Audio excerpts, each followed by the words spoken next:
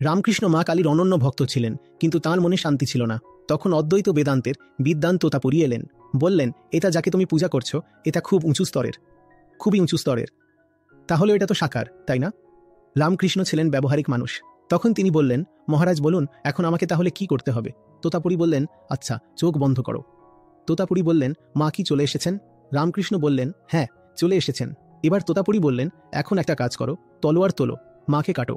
রামকৃষ্ণ একেবারে চমকে উঠলেন। বললেন, এ কেমন কথা বলছেন আপনি? মায়ের জন্য আমি প্রাণ পর্যন্ত দিতে পারি, আর আপনি বলছেন মাকে কাটতে? তোতাপুরী বললেন, কিছুই না, যদি শান্তি পেতে চাও তাহলে আমি যা বলছি তাই করতে হবে। তলোয়ার তোলো আর মাকে কাটো। তখন রামকৃষ্ণ মাথা নত করলেন, বললেন, আচ্ছা, সেটাই করছি। তিনি চোখ বন্ধ করলেন।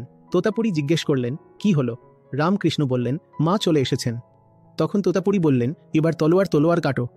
রামকৃষ্ণ বললেন, তলোয়ার কোথা থেকে আনবো? এখানে কি তলোয়ার আছে নাকি? তলোয়ার কোথা থেকে আনবো? তোতাপুরী বললেন, যেখান থেকে মাকে এনেছো সেখান থেকেই তলোয়ার আনো। রামকৃষ্ণ বললেন, তলোয়ার এসে গেছে, কিন্তু হাত কাঁপছে, কিছু করতে পারবো না। তোতাপুরী একটি কাচের টুকরো নিলেন, বললেন, এখন চোখ বন্ধ করো। রামকৃষ্ণ চোখ বন্ধ করলেন। তোতাপুরী কাঁচটি তার কপালে ঠেকিয়ে বললেন, এখন আমি এই কাঁচটা দিয়ে তোমার কপালে কাটব। যখন আমি তোমার কপাল কাটব তখন তুমি তলোয়ার চালিয়ে দিও।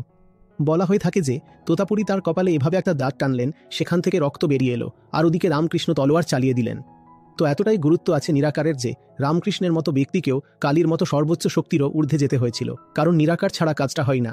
সাকার কোনো না কোনোভাবে তোমাকে থামিয়ে দেবেই, তো সেই সাকার দৃশ্যটা দেবী শক্তিরই হোক না কেন, তবুও সেটি তোমাকে আটকে দেবে।